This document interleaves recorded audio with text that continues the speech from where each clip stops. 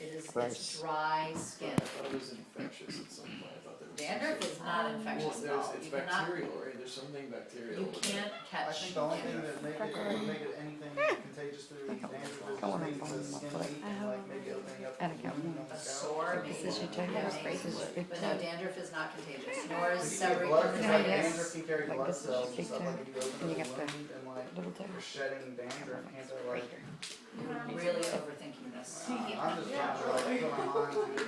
I understand, and I appreciate it, but that's way overthinking Thank you, it. please debunk that. No problem. So here we have a picture of contact dermatitis caused by shoes, contact dermatitis caused by application of lanacane, which is a really good point. Now, we aren't necessarily, what, do you guys know what lanacane is? It's for sunburn, Yeah. okay? Right? Isn't that what lanacane is? It's for sunburn, it kills the pain, yeah. So, but a lot of you will get, does anybody put stuff under the nose to help with the sinuses, open up the sinuses? Eucalyptus or, okay. Vicks. Well, I've done that. you may get into that habit because it's really nice for your clients because when you turn over and you're all plugged up, you can put stuff under the nose and it will shrink the sinus membranes and open up their airway and it's nice. However, you need to be careful about what you put under the nose because like Tiger Balm, there's certain things that are way too hard on the skin and you can cause a contact dermatitis by putting it on this sensitive skin. Tiger Balm may be okay here, but it's not okay here. So you gotta be careful about what you use. And then that last one's just a picture of regular dermatitis. Hey, there's something in the book here, as pathologic, what is erysipelas? What? She laughs. What is No, I don't know. Well, eczema is like impetigo, okay. This is a fungal infection. I guess in general, guys, mostly what you're gonna come across, you'll come across impetigo. I've come across impetigo on my clients a fair bit. But mostly what you're gonna be looking at on your clients is acne. You might come up like blackheads, like you'll come across like weird skin stuff like that. I've come across shingles. I've come across skin cancers on the back, in between the toes. I've found it. I've found it behind my clients' ears. I have one client, a bald client. I found someone's head. So you'll see skin cancers, but most of these pictures that you see, like the furuncle, which is like a boil. I've never seen a furuncle. Okay. Good. Except on my brother when he was like a little kid, he got like a staph infection and it turned That's into a like boil. Race.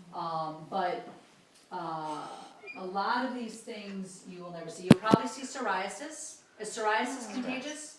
No, it's type of arthritis. Oh, that's interesting. I didn't even know that.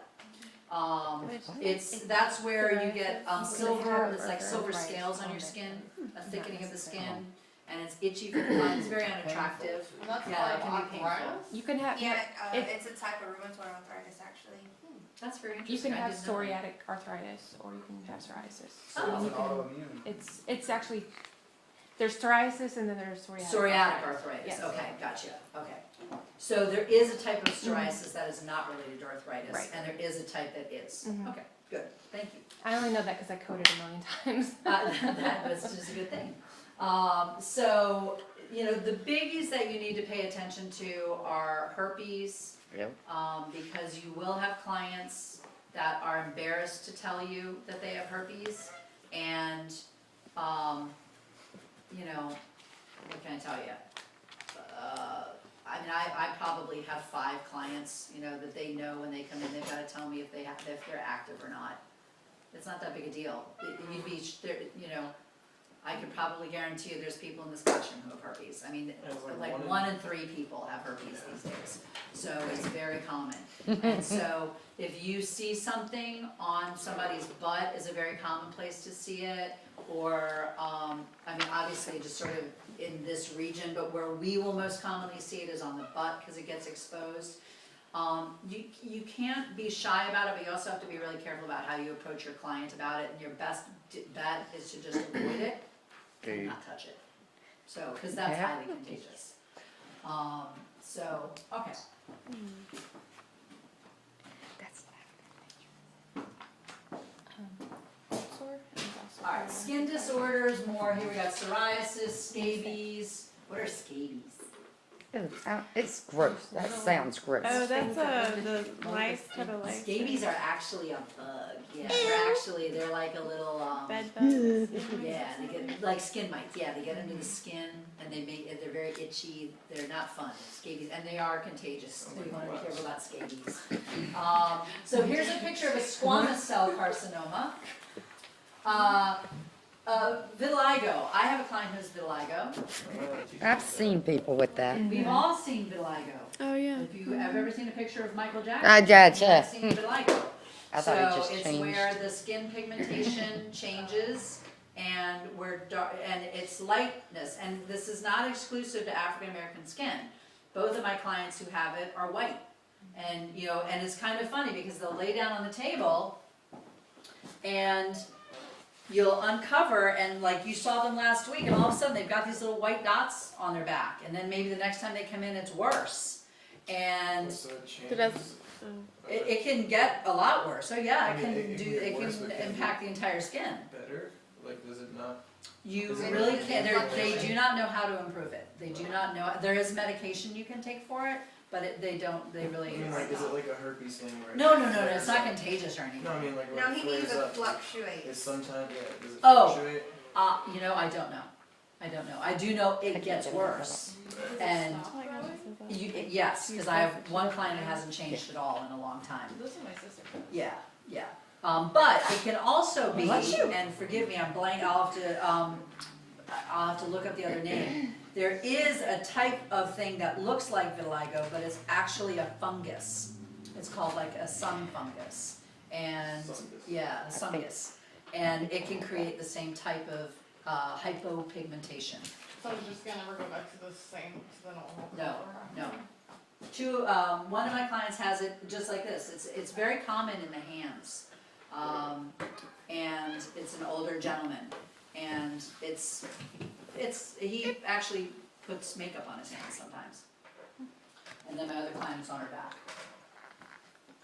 All right, bacterial infections, acne, boils, impetigo, cellulitis, erysipelas, and ecthymia. Viral skin infections, chickenpox, herpes simplex, measles, molluscum contagiosum, and warts. I always feel like I'm at Hogwarts when I'm doing this lesson. All right, so bacterial, I'm She's going what? back stepping real quick. Bacterial infections, are they contagious? Yes. Yes. Good. Acne's contagious. Acne's contagious. Well, no, I mean, but it's a bacteria, so if I were to touch your acne that's like pustully and weepy right now, Oh. and then I were to touch her face and she had anything open on her face, that bacterium can get in there and it may cause a breakout. So, in a sense, yes, it's not, nor is acne fatal, it just, but sure, it can spread. You can spread it on your client's face. Yeah. So be aware, like if you've got a client who's having an active breakout, don't do face massage on them. Okay. If they've got a lot of acne on their back, you might ask them, just say, you've got a really active breakout on your back, I need to be careful not to spread this, so you just want to be careful about that. Viral skin infections, are viral skin infections contagious? Yes. Yes, very much so. Fungal skin infections, are they contagious? Yes. Absolutely, they sure are. Candidiasis caused by Candida albicans. What? Dermatophytosis, this is a group of fungal infections named for area of the body where infections appears. Ringworm is the more common name for dermatophytosis. So has anybody here ever had ringworm? Yes, I used have. to go Yeah, see, for ringworm. Yeah, there you go, yeah. So what is Ringworm that? is extremely common, it really is, and it is also contagious. It's not a worm. That's Did right, not that's know. exactly, I remember I went That to the is, that's right. dermatologist and I was like, I don't know what's going on here, and he was like, oh, you've got ringworm, and I said, oh man, and I hate taking drugs, and I was like, do I have to take medication for that? And he goes, no, and he reached into his drawer and he pulls out a bottle of nail polish and he starts going like this, I'm like, what are you doing? He said, that's all we gotta do, we just gotta paint them with nail polish, they'll die. Yep. because it suffocates them. It suffocates the ring Yeah, worm. I used to Just go like with forward the- in the mud all the time as a kid, so. Oh, yeah, Those little, I know, it's kind of weird. Red All bugs. right, so how Red about bugs, same thing. parasitic skin infections? Same Is way. that contagious? Oh, yeah. Heck yeah. Lice, Ew. scabies, all of it. And all kinds of lice. And lice you cannot really see. Lice is not something you can see. So, Really quite Head turner lice. bugs. Just Bugs go are on. really but yeah. You can see headlights. Alright, so ulcers, take a look at, just take a look at some more of these pathologies. We're not gonna kill ourselves over these. These are benign tumors and growths. What does benign mean, Jesse? Benign. Benign don't has Say again? it's It doesn't have, it's not gonna hurt you. No, I mean benign means it's okay. It's not gonna hurt you, which I think is what you're trying to say, yes? Okay, yes. so it's not gonna hurt you. They can cure. Yes, That is they a can lot. cure it, that's exactly right. So a benign, when is a benign growth a problem? At what point do you say, because usually with benign growths, they say, just leave it alone, it's benign, it's not gonna cause a problem. When do they pay attention to a benign growth? When it causes pain, like when it's in a spot that. Right, when it causes pain or it impacts normal body function. So it could be pressing on a nerve. You might have a benign tumor in your brain that'll kill you because of what it does to your brain function. Yeah, the tumor itself isn't. Yeah, the tumor itself isn't the problem, it's what it's pressing on that is. You can have a benign tumor, somewhere in your thorax region, and because it's pushing on your stomach or pushing on your lungs. I have one So, on my neck. yes you do. Yeah, that's like a fatty Yeah, cyst. that's a mole. Or lipoma is what that's called, so, which is on our list here. We've got moles, calluses, corns. Anybody here get corns? I don't. I don't know. No, corns? Corns, I don't hear that many people talking dead about skin corns cells? anymore. Nope. Because they don't let them touch. Your sister gets corns? Because I don't hear it that much, and I wonder if it's because we tend to wear better shoes these days. We Yeah. don't torture Yep. our feet as much, you think that's it? Mm-hmm. Lipomas you're gonna see a lot. Lipomas are, as Rachel just pointed out, one on her neck, they're fatty cysts. Who's come across one on someone they've been doing a massage on? Rachel. Okay, just Rachel. Yeah. What is it? Oh, I yeah. was like, what? I was like, did you have What is it? surgery? You'll come across some in the back that, I mean, they're big. Yeah. And usually the way I handle that is I'll just say, do you know that you've got a lipoma back here or a fatty cyst back here? And usually they do. And if they don't, it's never a bad idea to say, the next time you go to the doctor, just point it out, just make sure, because you know what? You never know. I was gonna say, how do you tell the difference between that and something that's seriously wrong? You don't really, The but the doctors general can assumption, tell- but yeah, the doctors can.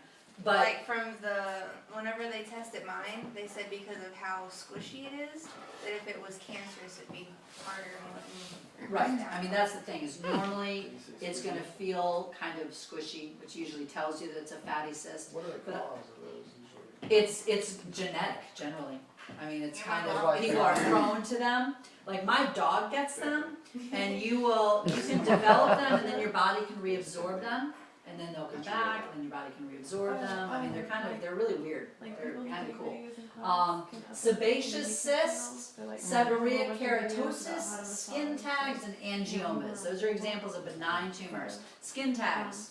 I'm very prone to skin tags. I'm all over. It drives me crazy. And they bleed like crazy. Yes, they do. So if you ever have a client who has a skin tag in a place that you're going to be massaging a lot, be careful, because if you pull that sucker off, they're going to bleed like a stuck pig. However, if you do pull it off, don't panic. It's not going to hurt them. In fact, they'll probably thank you. But just be aware, it's going to bleed a lot, so don't let it freak you out. All right, so here we have our malignant skin tumors. So you've got benign, which is harmless, and you've got malignant, which means it can grow and it can kill. All right. Basal cell carcinoma, as I said, it's the most common, it's the easiest to treat, slow growing. So if you see something that you suspect is a basal cell carcinoma, you can probably even say to your client the next time you see